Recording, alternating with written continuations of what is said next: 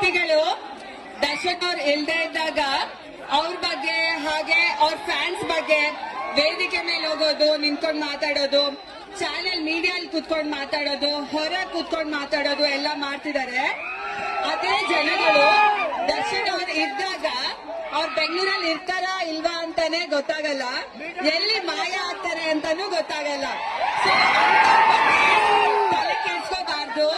ದರ್ಶನ್ ಅವ್ರು ಹೇಳಿರೋ ಹಾಗೆ ಯಾರು ಏನೇ ಮಾತಾಡಿದ್ರು ನಾವು ನೊಂದ್ಕೊಳ್ಳಲ್ಲ, ಕೋಪ ಮಾಡ್ಕೊಳ್ಳಲ್ಲ.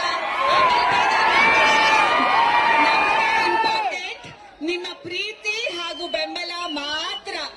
ಸೊ ನೀವುಗಳು ಹಾಗೆ ಬೇಜಾರ್ ಮಾಡ್ಕೋಬೇಡಿ, ಕೋಪ ಮಾಡ್ಕೋಬೇಡಿ.